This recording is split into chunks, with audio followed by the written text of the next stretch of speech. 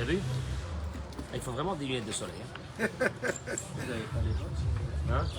Non, j'ai pas amené les miennes. C'est dans la voiture. Je ne vais pas les mettre.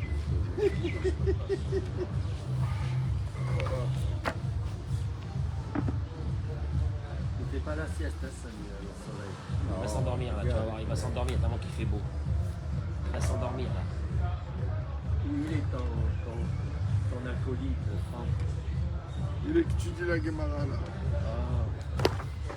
Bien messieurs, Boker Tov, Bracha Batzlacha, Dora Geoula, le combien? On est le 6 janvier. Mettez vos lunettes de soleil, moi j'ai pas amené les miennes. On a un soleil de Boré Olam d'Akadosh Baruch Hu sur nous ce matin. Il doit faire facilement 24, 23, 24 actuellement. Non. Le soleil, le soleil. Regarde ces mecs là, regarde. Non. Regarde, c'est pas possible. Là, au soleil, il fait 30. C'est pas possible. Au soleil, il fait 30. Là. Au Dis-moi, soleil, t'as remarqué là, voilà, je vous ai dit, dans 2 minutes vous allez enlever vos manteaux. Hein. Attends, voilà. non, c'est toi, je te parle. Il y aura toujours ceux qui râlent, il y aura toujours ceux qui râlent ici. Arba Israël. Combien? Arba Israël. Il est parti voir la météo. À l'ombre. Natania 14. Mais on est au soleil là. Maximum 19 aujourd'hui. Mais on est au soleil. Chacun son. Chacun son. Baruch Chacun, il met le curseur où ça On est vieux, on a froid. Ah, plus on est vieux, plus on a froid. Et tu penses que c'est tu vrai es ou non? vieux. Alors, messieurs, aujourd'hui, On a besoin de. il y a un cours très spécial L'activité, dont le thème sera y a-t-il dans la Torah. Je vais vous donner quelque chose d'énorme aujourd'hui. Y a-t-il quelque chose dans la Torah qui déclenche sur nous la possibilité d'avoir des miracles? Oui, bien sûr. D'avoir des miracles. Bravo, oui. Mais on vit les miracles tous les jours. Oui, mais une seconde. Il y a les miracles de la vie, de tous les jours. Mais il y a miracle Demandez. Bigiloui. miracle visible. Bien, C'est ce que voilà. tu viens de dire. Miracle visible. Y a-t-il une clé pour ouvrir les miracles qu'on a besoin dans notre vie? Nous allons le découvrir ce matin. Georges, viens t'asseoir à côté de nous. Voilà, Refoua Shelema. Alors, Refoua Shelema, Joël Teila Batodet. Joël Teila Batodet. Lise Noémie Badjuli Lise Noémie Frecha. Badjuli Frecha. Monique Esther Batodet. Jocelyne Jocelyne Batoraida. Batoraida. Victor Ayouch Ben Ben Oded. Oded. Maurice Moshe Ben Maurice Moshe Oded. Ben Oded. Gedalia Ben Frachi. Gedalia Ben À vous, Frachi. messieurs. Esther Batrimissa. Chez Esther Batsipora. Sarah Colette Batli. Dora Zulika Zora Solika Batsultana. Rivka Badji. Rivka Badjizel. Et pour Leilou Nishmat Penina Bat Suzanne, chez Hayom Pekudat Shenata, ma belle-sœur. Et pour Leilou Nishmat Adonenu Morenu Verabenu, Ateret Rochenu, Baba Saleh, qui n'interviennent auprès d'Akadosh Baruch Hu pour dire à Hachem que ça suffit. On a besoin d'avoir le Mashiach, Béhémet, ça suffit. Akadosh Baruch Hu, il faut qu'il intervienne. On lui demande aujourd'hui d'intervenir pour qu'il amène la Rahamim dans le Ham Israël, Amen Keni Ratson. Les Unishmat Yehuda Ben Yehuda. Cohen. Yehuda HaKohen, Yainu Nishmat, Rina Bat Naomi Gila, Yosef Yossi, Mesrod, Ben Rina, Rabbi Yaakov Nissim, Ben Suzanne. André Mordechai, Bat, Ben Rachmouna, Lydie. Chana Arlet, Bat Rachmouna, Lydie. Ce que j'ai découvert hier, c'était énorme. Énorme. Vraiment énorme. Dieu, dans la paracha, va dire au Béné Israël de prendre l'agneau pascal, de l'égorger. Et le verset nous dit que d'abord j'accueille mes amis sur les réseaux sociaux, partagez-moi ce cours, tous ceux qui ont besoin de miracles, parce que je vais donner l'indication de la Torah, comment déclencher ces miracles dans notre vie. Donc partagez comme ça, il y a peut-être des bénis Israël qui seront, ou des êtres humains qui seront sauvés dans leur vie à travers ce miracle. Dieu dit, regardez, après que vous allez égorger l'agneau pascal, je vais passer dans le pays d'Égypte cette nuit-là. Je frapperai tout premier-né dans le pays d'Égypte, depuis l'homme jusqu'à l'animal. Et contre toutes les divinités égyptiennes, je ferai des jugements, moi l'Éternel. Ve'aya Adam, Dieu avait ordonné au béni Israël de prendre le sang et de le mettre sur les poteaux et les linteaux de la maison, d'après Rabbi Yitzhak, qui dit dans le Midrash, il y avait une marloquette, une discussion, est-ce que ce sang, on le mettait dans le poteau et le linteau à l'intérieur ou à l'extérieur? Mais Rabbi Yitzhak, il dit à l'extérieur. Et je verrai Ve'aya Adam, et le sang sera pour vous comme un signe dans les maisons dans lesquelles vous êtes. Et je verrai le sang, et je sauterai par-dessus vous, Passarti alechem. Et il n'y aura pas en vous d'épidémie, de destruction, lorsque je frapperai le pays d'Égypte. Dieu va faire la plaie des premiers-nés. Tous les premiers-nés égyptiens vont mourir. Et Dieu il dit, je verrai le sang et je sauterai. Le mot sauter se dit comment? Passarti. C'est de là que vient le mot de Pessah. Pessah qui veut dire je vais sauter. En français on dit Pâques, ça ne veut rien dire. Ça n'a rien à voir. Je sauterai vos maisons. Sur ça, Rachi, il vient et il dit la chose suivante. Rachi dit Veraïti et Adam. Dieu dit je verrai le sang. Et quand il verra le sang, qu'est-ce qu'il dira? C'est qu'à l'intérieur, il y a quoi? Des juifs. Et ils ont fait quoi? L'agneau pascal. Rachi dit mais Hakol Galou, il est fanat. Oui, on n'a pas besoin. On n'a pas besoin. Tout est connu par Dieu. Cette idée de mettre du sang, c'est que toi, si tu passes, tu dis, oh, bah, il y a une maison de juifs. Mais Dieu, lui, c'est ce qu'il y a à l'intérieur. Question de Rachi. Et Rachi répond. Sa réponse, elle est dans quelques mots, tu ne les comprends pas, mais c'est énorme. Rachi dit, et là, Marakadosh Baruch Hu, Dieu, il a dit, nos têtes, écoutez, ce matin, c'est une folie, le cours de ce matin.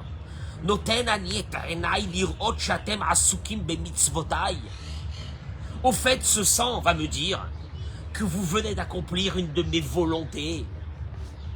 C'est pas que je dois savoir qui est à l'intérieur, je le sais que vous êtes là-bas. Mais moi, j'ai besoin de voir que vous accomplissez l'une de mes volontés. Laquelle? On ne sait pas encore. Et je vous épargne. Il vous arrivera rien. Quelle est la volonté de Dieu, Eric? La brique et le corban, tu vas être en danger à ce moment-là. Alors il te dit, Barour Aïnian, il dit Ravelia ou Lopian, chez Adam à la Mashkov, que ce sang-là, ça sera pour eux un mérite, et que c'est grâce à ce mérite qu'ils vont être sauvés. Il faut mettre le sang. Oui, je sais que vous avez fait l'agneau pascal. Oui, je sais qu'à l'intérieur, il y a des juifs. Mais moi, j'ai besoin de ce sang dehors. Pourquoi le nom Pascal? Hein? Pourquoi le nom Pascal? Pessah, comme ça on l'appelle en français, l'agneau pascal. Pessah. Pourquoi Pascal? La vraie question, Pessah. Parce qu'il y en a qui Corban s'appellent Pessah, Richard, Corban donc Pessah, le Pascal. sacrifice du Corban Pessah.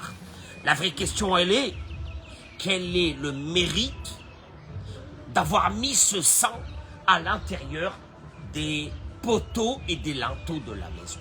C'est quoi le mérite? Vous allez voir, hein. Il te dit, parce que quand tu regardes la semaine dernière, au moment de la plaie des bêtes sauvages, il vient d'avoir, pendant une semaine, la plaie du sang. Le sang veut dire que tous les os de l'Égypte sont devenus de l'hémoglobine. Pas rouge, de l'hémoglobine. D'ailleurs, les poissons dans le Nil sont morts. Parce que mets un poisson dans de l'hémoglobine, il ne peut pas vivre. Ça a été monstrueux pour les Égyptiens. Je ne fais pas rentrer parce que tu peux parler sur une plaie pendant 1 heure. Après, il y a eu les grenouilles. Les grenouilles, ne pensez pas que c'était des grenouilles qui étaient là en train de chanter. Elles sont rentrées dans les ventres, dans la bouche et dans les ventres des Égyptiens. Les intestins. Et elles restaient vivantes à l'intérieur, il faut que tu comprennes. Et elles croissaient à l'intérieur. Et le Midrash ramène, parmi les images les plus terribles, c'était qu'elles communiquaient par croissement d'un ventre à un autre ventre de quelqu'un. C'était l'enfer. Qui mime l'époux, 3e plaie. Quand dans une maison aujourd'hui, il y a une maman qui découvre 2 lampes à ses enfants, de poux, c'est la guerre à la maison. Des milliards de poux. Impossible de vivre, de dormir, de manger, rien. La terre entière, c'était des poux qui grouillaient. La plaie suivante, Arov, des bêtes sauvages. Des bêtes sauvages qui débarquent dans des villes, qui tuent tout le monde. Tu ouvres la porte de ta maison, t'es devant un ours. Tu vois l'image ou non? Tu ouvres la porte de ta maison, il y a un lion qui est là, qui t'attend. C'est impossible. Et en vérité, à ce moment-là, Paro, il commence à craquer. Et il dit à Moshe Rabbeinu, qu'est-ce que vous voulez? Moshe Rabbeinu, jusqu'à ce moment, il n'a jamais dit qu'il voulait libérer le peuple d'Israël. Nous voulons aller dans le désert pour servir notre Dieu 3 jours et revenir. Et là, Paro, il lui dit, mais tu veux quoi? Tu veux servir ton Dieu? Oui, on doit faire des sacrifices. Bah, faites-les ici. Quelle est la réponse de Moïse? Pourquoi on ne peut pas le faire ici? Eh ben, Moshe Rabbeinu, il lui dit, il lui dit comme ça. Il lui dit, Moshe Rabbeinu,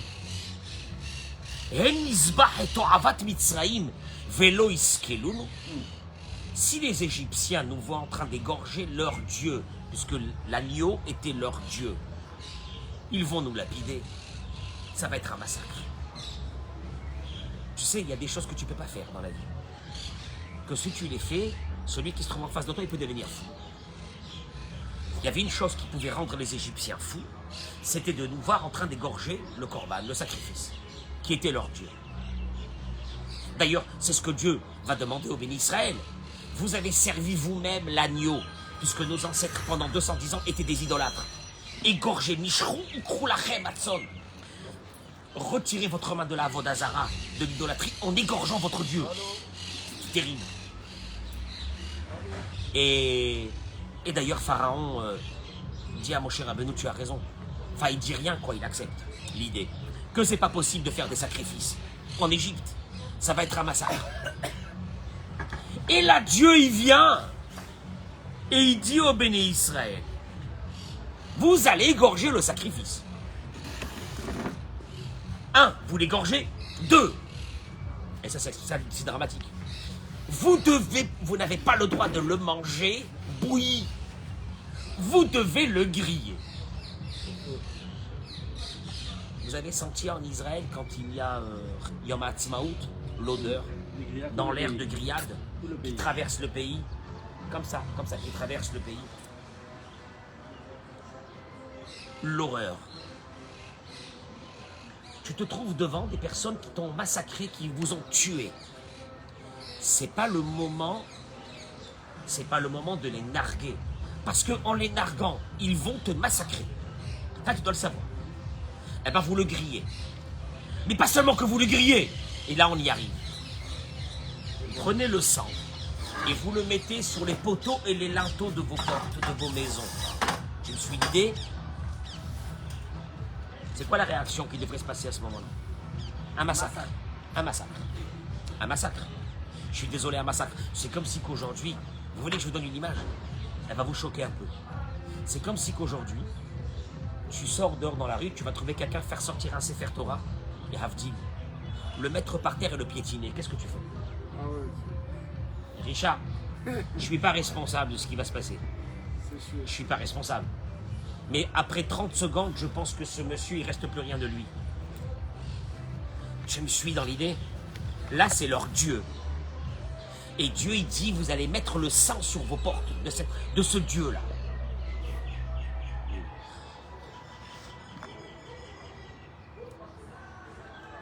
Messirut Nefesh Zo, dit Rav Eliyahu Lopian, écoutez-moi l'histoire.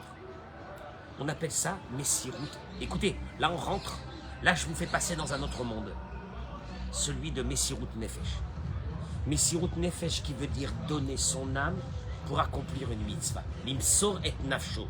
Donner son âme. Je précise le mot parce qu'il est très important pour la suite. Messirut Nefesh Zo. Donner son âme. L'ole fached. Klal mi pene Mitzraïm, de ne pas avoir peur des Égyptiens. Shayu Israël nitudim tachat raglehem. Alors que le peuple d'Israël était Jusqu'à ce moment-là, c'était un camp de la mort. C'était un camp de concentration. Ils étaient écrasés par les Égyptiens. La vie, la mort, tout. Et que toute leur vie dépendait des Égyptiens. Et maintenant le contraire. Dieu il dit, je vous demande de les mettre dans une colère monstrueuse. Moi, la vérité, je serais là-bas à ce moment-là, j'aurais eu très peur. Imagine-toi, un peuple qui est un peuple d'esclaves, de père en fils. Là, on leur annonce qu'ils vont sortir. Dieu il leur dit juste avant la sortie, vous allez me mettre les Égyptiens dans une colère d'un autre monde. Qu'est-ce que tu fais? Je dis la vérité, c'est pas le moment, Dieu. C'est pas le moment, mais mec, c'est pas le moment. Laisse-nous sortir en catimini, comme ça, tranquillement. Laisse-nous sortir. C'est pas le moment de les énerver. Et là, il te dit, zéro zé. Là, je comprends plus rien. Zéro zé se mérite de vous mettre en danger pour accomplir ma mitzvah. Ce qu'on appelle Messirut Nefesh, ce mérite-là. Ayali Israël et Ota la Batim, Livsoch Alehem, Shelo Yebahem Negev. Ce mérite-là va permettre que les premiers-nés juifs ne mourront pas. Traduction. Les premiers-nés juifs auraient dû mourir. Pourquoi? Parce que nos ancêtres étaient tous des idolâtres à 100%. À tel point que Dieu il a dit, c'est moi qui va descendre sauver les juifs, parce qu'on n'arrivait plus à différencier entre un juif et un non-juif. Tu me suis ou non? C'était nos ancêtres qui vont recevoir la Torah 50 jours après. Et Dieu il dit, alors là on ouvre une porte qu'on n'a jamais vue dans notre vie. J'ai besoin que vous rentrez dans un danger de mort pour accomplir mon commandement, pour que je vous sauve. Messirut Nefesh. Traduction. Et là, il te balance un truc énorme. Énorme. Moi, je disais ça, j'ai dit, c'est pas possible. Ça m'a perturbé hier toute la journée. Qui rock, je traduis les mots, parce que c'est très important. Qui rock Balchut Shamaimhu. Il y a une règle, une loi immuable dans le ciel. Écoutez-moi bien, vous allez voir. Jibirdel Atzil Adam Mimavet Benes. Pour que quelqu'un soit sauvé de la mort par un miracle. Un miracle, il traduit chez l'Okederech Hadeva. De façon surnaturelle. Moi j'ai connu quelqu'un, accident, carambolage, la voiture qui a fait 20 tonneaux. Il restait plus rien de la voiture. Ils l'ont extrait de la voiture, il n'avait que quelques égratignures. Les pompiers ont dit, c'est pas possible. C'est pas possible. La voiture, il restait rien. Je te jure qu'il restait rien. Il a été jeté. Hein. Je ne sais pas. Non, il est resté dans l'habitacle de la voiture. Il n'a rien eu. Un type, il a reçu Pour être sauvé de la mort assurée, il y a une règle immuable, il dit Rav Eliyahu Lopian. Je peux traduire ça en mots normal. On va piocher dans ses mérites s'il a une mitzvah ou que quand il a fait, il est sorti lui aussi de sa nature. Klalo shel davar. Écoutez-moi bien, je vais expliquer. Pour celui qui a encore un doute, il y a une règle. Akadosh Baruch Hu meshalem mida keneged mida. Chez Dieu, il y a mida keneged mida. Écoute-moi bien, il y a mida keneged mida chez Dieu. Traduction. Mesure pour mesure. Au messirut nafsho shel adam. Et quand une personne, elle sort de son monde habituel, et elle va accomplir une mitzvah dans laquelle il lui a été demandé Messirut Nefesh. Levater al chayav, de laisser passer sa vie pour Dieu. Traduction, il y a quelqu'un qui m'a fait du mal, mais il m'a tué. Ça fait des années que j'attends le moment de la vengeance. Et que tant que je ne me serai pas vengé, je n'aurai pas la paix. Ah, pas de paix. Et voilà que Dieu m'envoie, mais sur un plateau d'argent. Mais que je peux me venger, que je vais l'écraser en miettes. Oh, que c'est bon. Ah, que c'est bon ce moment-là, puisque la vengeance est un repas un plat qui se mange froid. Oh, qu'il est beau ce moment. Merci Hachem, je vais l'écraser en miettes. Toda Rabba. Parce que c'est une question de vie. Que quelqu'un qui t'a fait du mal, tu peux pas. Et là, qu'est-ce que tu fais? Tu dis à Kadosh Baruch Hu, pour toi. Pour toi. Je ne fais pas. Et Maran Shemo Be'ara. Ok. Mais après, t'es bien dégoûté, hein. C'est dur. C'est dur. C'est trop dur. C'est trop dur. Quelque part, tu meurs. Tu t'annules. Pour accomplir le commandement de Dieu de ne pas se venger.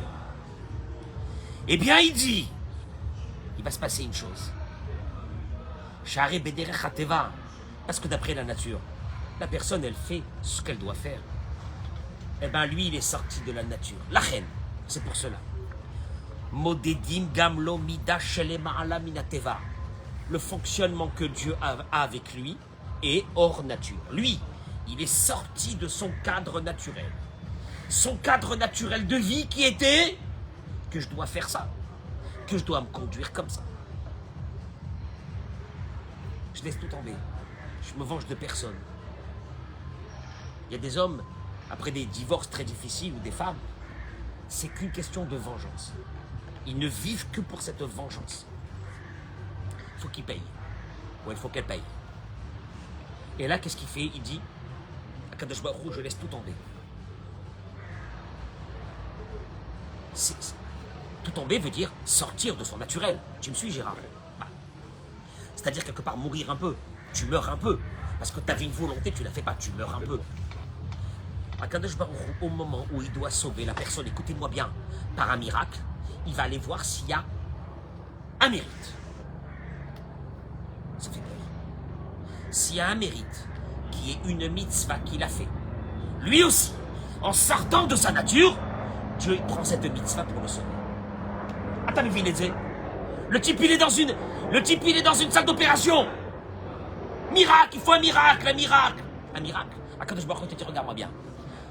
Tes mitzvot que tu as fait quotidiennement me permettront de te donner quotidiennement ce que tu as besoin.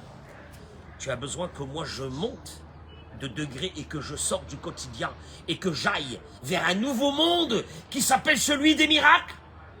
J'aurais besoin de savoir, est-ce que toi aussi tu as des mérites sur des mitzvot ou sur des actions que tu as fait en te surpassant et en sortant de ton naturel à toi. T'as vu les ailes? Chok Malchut Shamayim, c'est une règle. Dieu dit, je peux rien faire. Et il dit d'ailleurs, regardez la suite. Ils arrivent devant la mer, et là encore, ils perdent leur foi, leur émouna. C'est vrai que c'était très difficile. Le Midrash il ramène qu'ils se sont retournés, ils n'ont pas vu que les Égyptiens. Ils ont vu l'ange qui protège la nation égyptienne avec eux.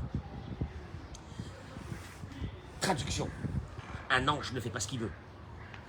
C'est qu'apparemment dans le ciel, on lui a autorisé à venir aider la nation égyptienne. Tu me suis? C'est-à-dire que là, le juif, il sait que devant la mer, derrière l'Égypte avec l'ange égyptien, les carottes sont cuites. D'ailleurs, le Midrash il dit Yonati behagve hasela besetera madrega. Israël était ressemblé à une colombe, il dit le Midrash, qui était en train de se sauver d'un aigle. Tu vois, il y a l'aigle qui descend, la colombe, elle a vu l'aigle. Elle se sauve, elle est devant une montagne. Elle voit un petit trou. Elle dit, je vais rentrer à l'intérieur pour me cacher. Elle rentre à l'intérieur et elle se trouve nez à nez avec un cobra. C'est chaud. Y a plus. C'est vraiment le sort, il s'acharne. Pas de chance. Le Midrash, il dit comme ça. La mer devant, les Égyptiens derrière. Et c'était pas un groupe d'hommes avec des armes. C'était des femmes, des enfants, des vieillards, des malades, des handicapés, tout ce que tu veux. Tout le monde était là.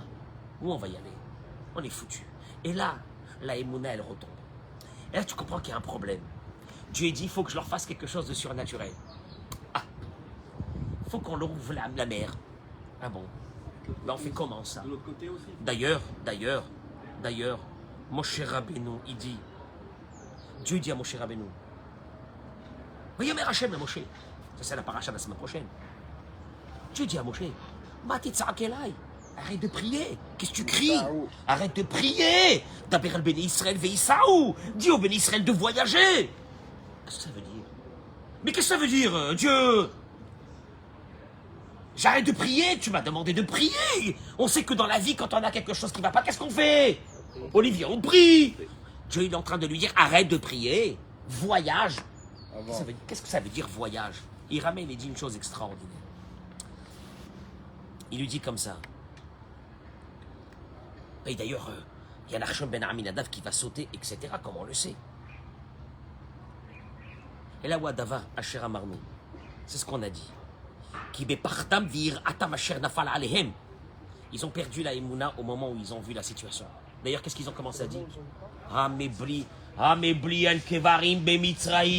Ça, ils ont commencé à dire, mon cher, mais qu'est-ce qu'on a fait de faire de suivre ce rabbin là?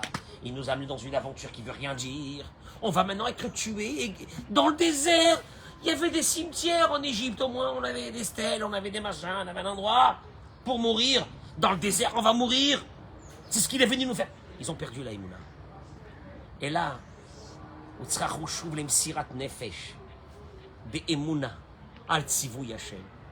Dieu il a dit, vous voulez, c'est le moment. J'ai besoin d'un don de vous pour me prouver votre foi. Pour que vous mériterez le miracle. Ça c'est Nora Ve'ayom. En deux mots, s'ils n'avaient pas sauté dans la mer, ils auraient été tous égorgés par les Égyptiens. Pourquoi? Parce que Dieu il a dit, j'ai besoin d'une Messirut Nefesh, j'ai besoin d'un don de soi pour que moi je fasse des miracles. C'est vous qui... Ça fait peur. C'est l'être humain qui actionne les miracles en haut, à travers sa façon de se conduire. Si lui, il veut rester dans sa zone de confort, Dieu il dira, ben moi, je te fais de l'aide selon ta zone de confort. Il y a certains qui vont faire des trucs dans leur vie énormes, qui vont sortir de leur vie. Akadosh Baruch Hu dit, je te garde ça. Un compte séquestre.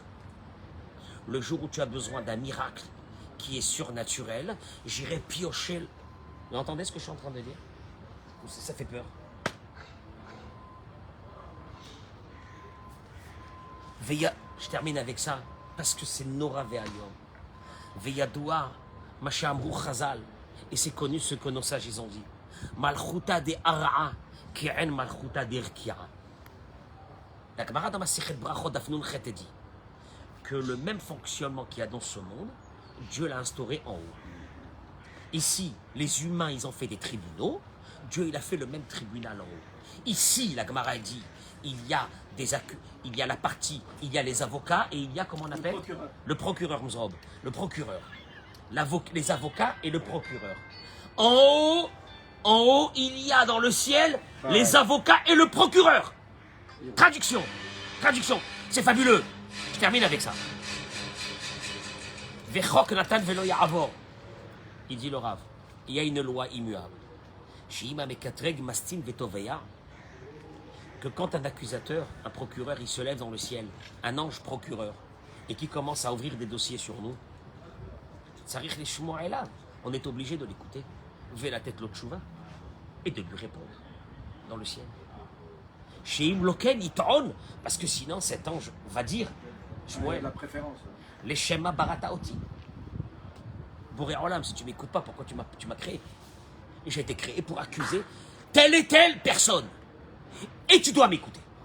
Et Dieu est obligé d'écouter. Les Kachamara Shemit Barach, les Moshe. C'est pour cela que Dieu il a dit à Moshe, ça sert à quoi que tu pries? Ça sert à quoi que tu pries?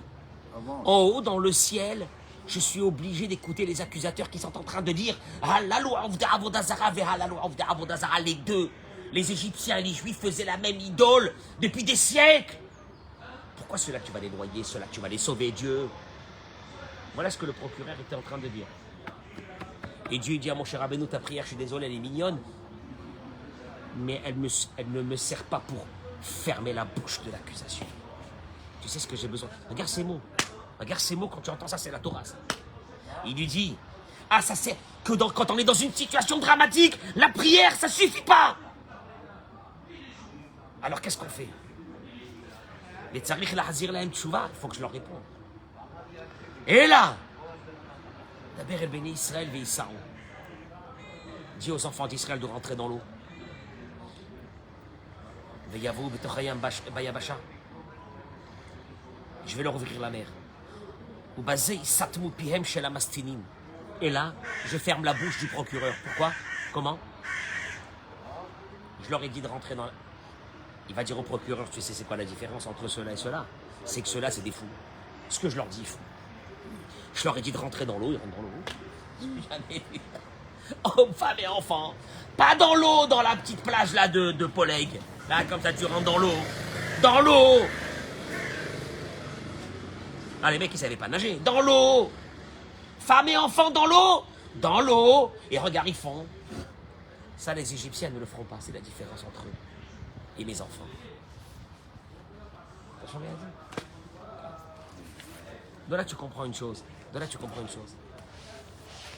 Cette demande de Dieu de Emouna, qui nous demande à nous, des fois que c'est très dur, de se surpasser pour garder cette Emouna.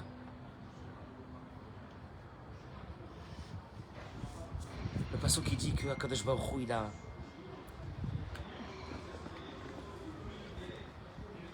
Vous croyez que c'est facile, moi, de parler? Quand je parle quelque chose, je le ressens là, de la façon dont les autres le ressentent. C'est ça qui est difficile chez moi. Il ramène ici, il dit que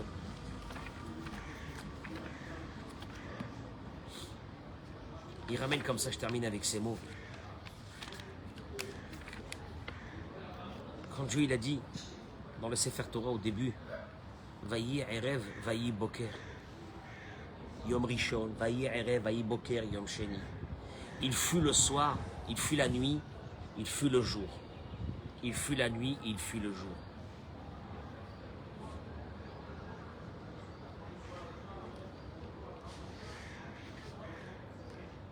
Il y a une obligation dans l'humanité, qu'il y a d'abord la nuit et après le jour.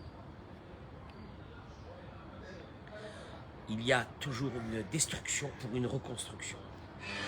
C'est une loi que Dieu il a mis dans la nature. Tu plantes une graine, la graine elle va d'abord quoi? Pourrir pour faire sortir. C'est une obligation. Rabbi Nachman de Breslev dit, Erev, la nuit, c'est la Emouna. C'est quand tu es dans la nuit. Tu es dans la nuit. La guide baboker chazdecha ve emunatecha balelot. La Emouna c'est la nuit. Et le jour, ce qu'on appelle le jour dans la Torah, c'est le sechel. C'est l'esprit analytique de l'être humain. Son esprit lui dit c'est foutu, c'est mort. C'est foutu. Ma vie elle est foutue, tout est foutu. C'est une catastrophe. Ça c'est l'esprit analytique. Et Akadosh Baruch Hu il te dit, écoute-moi bien. Tu vas faire un travail dans ta vie qui est le plus beau travail. Messirut Nefesh, la plus belle. Tu vas me jeter ton esprit analytique. Et tu vas garder la Emouna. C'est ce que j'ai demandé à un Ben Israël. L'esprit analytique. Il te dit, parce que quand la personne elle a essayé de mettre l'esprit, la réflexion, son cerveau, son intelligence avant la foi, il te dit, il vient de contrer la première loi divine, qui est d'abord la nuit et après le jour. Pas d'abord le jour et après la nuit. D'abord la nuit et après le jour. D'abord la Emouna et après l'esprit analytique. Et si tu essayes d'aller contre la volonté divine, tu verras ce que tu verras dans ta vie. Et c'est très dur, parce que nous, toute notre vie, la conception de notre vie, c'est notre esprit analytique. On réfléchit, hein? On analyse, on a peur. On a des angoisses. On a peur sur notre santé. On devient hypochondriaque. On est triste parce qu'on a peur du lendemain. Et Akadosh Baruch Hu, il te dit, écoute-moi bien, jette-moi tout ça. C'est ce qu'il a demandé au béni Israël. L'esprit analytique, on est devant la mer, on est mort. Laissez tomber, ça y est. L'aventure de la sortie d'Égypte s'est terminée à ce moment-là. Peut-être qu'un jour, on aurait trouvé dans des hiéroglyphes que des Égyptiens avaient pris un peuple, une peuplade, l'avaient massacré au bord de la mer. On aurait peut-être même trouvé des ossements un jour.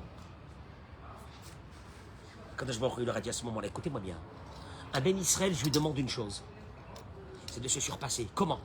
Enlève, brise cet esprit analytique. Garde qu'une seule chose, la foi. C'est Emouna. Emouna de quoi? Emouna qu'Akadosh Baruch Hu, c'est lui qui nous a mis au monde. Emouna que notre âme, elle a un parcours à faire dans ce monde. Emouna que Dieu il est avec moi chaque instant. Emouna que Hakol est Tova. Emouna que quand il m'arrive quelque chose, à la place que j'enrage sur le monde entier, j'essaie de comprendre quel est le message que Dieu qui m'aime a voulu m'envoyer. C'est ça. Ah oui, bah, ça a l'air, très, je sais pas, bon, il parle comme ça, le rabbin, il est mignon, mais bon, c'est pas la réalité de la vie, enfin voyons, etc. S'ils avaient eu ça, à ce moment-là, mais les gars, Dieu nous a demandé de mettre du sang, mais ça va pas, c'est pas le moment de mettre du sang, ils vont nous tuer. Moi, je mets pas du sang. Moi, non, je pense pas, Moshe, je pense pas qu'il faut faire une chose pareille, enfin, voyons. Pas logique, ça. Oui, mais avec tous les miracles qu'ils ont vus, et ils devaient avoir la Écoute-moi bien, même si tu vois des miracles, et après les miracles, je te dis, Richard, saute de la montagne, il va y avoir un miracle, tu diras non, je saute pas, ça va. Les miracles, c'est une chose, mais me mettre en danger, c'est une autre.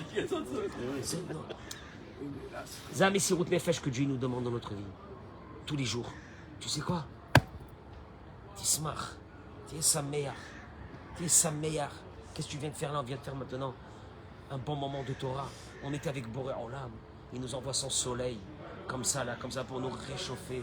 On est dans Eretz Israël, on pense à nos frères qui sont dans le monde entier. C'est ça la vraie vie.